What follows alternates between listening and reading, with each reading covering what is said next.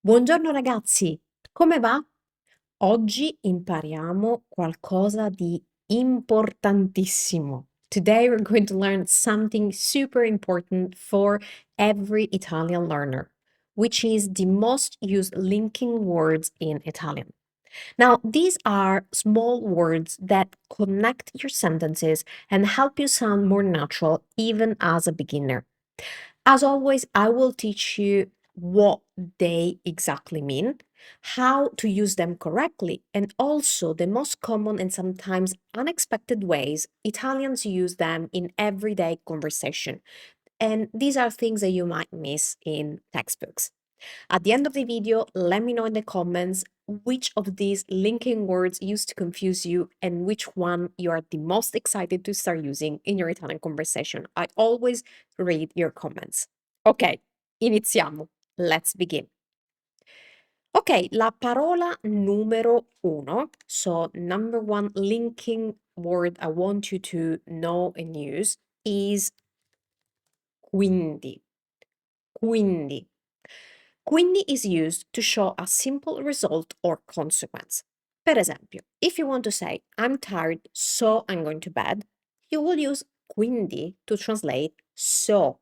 So to introduce the logical consequence of one statement. Quindi, how would you say, I'm tired, so I'm going to bed in Italian? Sono stanco, or if it were me, I would say sono stanca. Quindi vado a letto. So as you can see, quindi is exactly the same as so when connecting one statement to its logical consequence or the simple result of that. Un altro esempio. It's raining, so we stay home.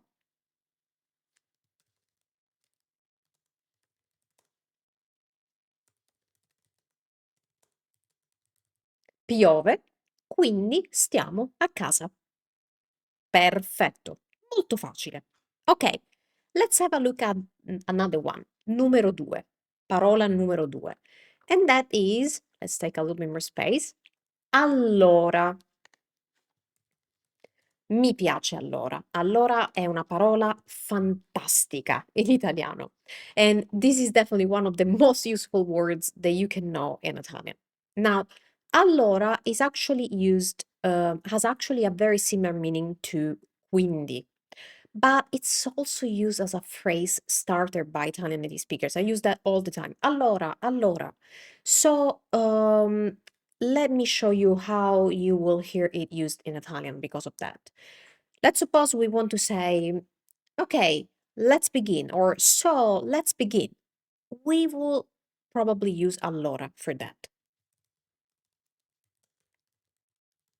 Allora, iniziamo. Another very common usage of allora is in questions, and that's something that you may not notice from textbooks. And this is because it's also used as a way to change topic. So let's suppose you are in a conversation with someone and you want to ask them, so what do we do now? So you're talking about something else, and then you want to interrupt that and change the conversation asking a question. You will hear Italian native speakers introducing that question with allora. Per esempio, if you want to say, so, what do we do now? How would you ask that in Italian?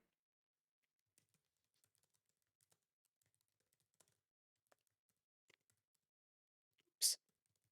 Allora, cosa facciamo adesso? That's how we would probably introduce that question. Or if you want to ask someone how was their trip, we would probably start the question with allora.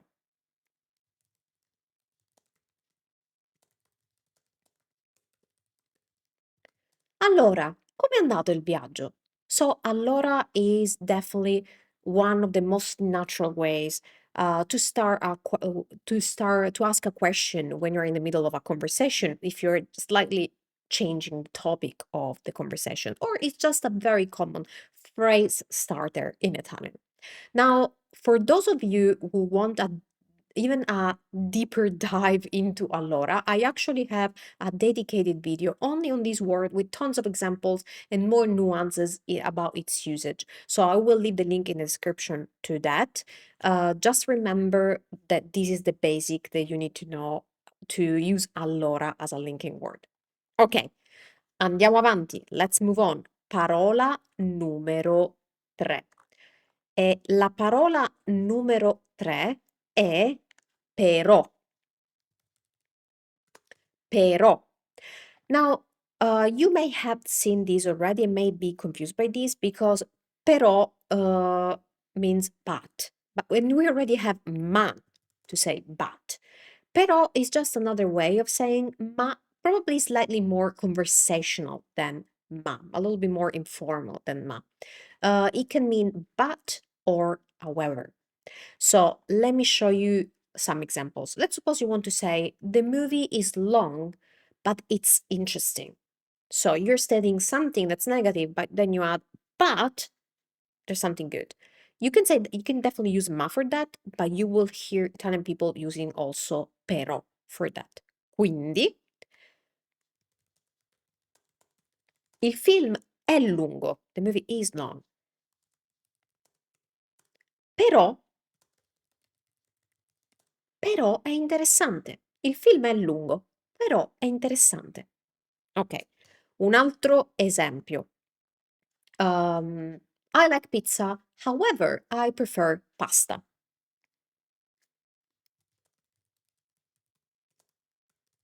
Mi piace la pizza,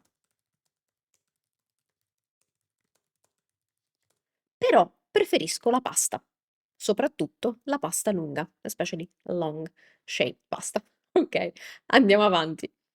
Now, something else that's definitely not highlighted in textbooks is that we actually use però not only with the meaning of but also as an exclamation, just as an expression to express surprise or admiration. And this is very counterintuitive. So let me show you what I mean.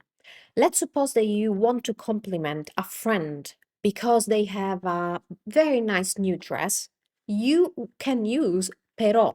So in English, you would just say, wow, what a beautiful dress. In Italian, we say, però, che bel vestito. So remember, this is very counterintuitive, not very well known, but we Italians use però also to express surprise and admiration. Okay, as always, if you want to review all these linking words and the expressions and the phrases we're using as an example, you can easily do so with the PDF I prepared for you to easily review this class. You will find the link in the description, as always, to download your PDF. Okay, one more connecting word. La parola numero 4. Infatti. This is the fourth connecting word I really want you to know and use. Infatti is very similar to in the English in fact or indeed, and it's used to confirm or to add supporting information to what you're saying. Per esempio, if you want to say, Marco is very intelligent, indeed, he's the best student of his class. How would you say that in Italian? You would use infatti. Quindi,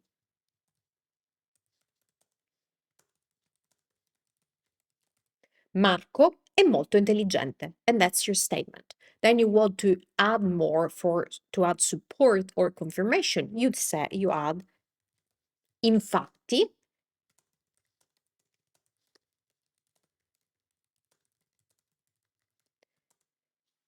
We say this class, so let's add that too. Ok, infatti è lo studente migliore della sua classe. Quindi Marco è molto intelligente. Infatti è lo studente migliore della sua classe. Now, another peculiar way Italian native speakers use infatti, and you may not expect this, is to strongly agree with someone, with the meaning of exactly or that's right. That's also how we use infatti in Italian. So let me show you this. Let's take a little bit more space here. Okay, let's suppose you want to say, someone tells you, oh, this pizza is really expensive. And you want to say, oh, that's right, 20 euros for a pizza, that's a lot. So someone is making a statement, this pizza is really expensive, and you want to say, that's right. Well, you can use infatti for that. We would use infatti for that. So, this pizza is really expensive.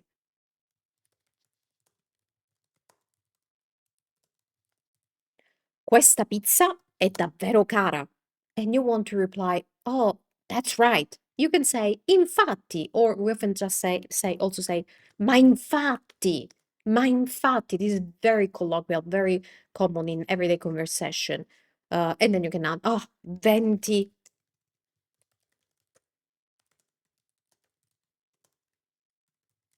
euro per una pizza. So remember, when someone says something and you want to strongly agree with them, you can say infatti, and you will sound perfectly Italian. Okay, there you have it. 4 of the most used Italian linking words that will help you express yourself more naturally in Italian and especially understand native speakers much more easily because we use these all the time. Now I want to hear from you. Which one of these linking words used to confuse you and which one you are the most excited to start using in your Italian conversations? Leave me a comment below and let me know. And noi ci vediamo al prossimo video. See you in the next video.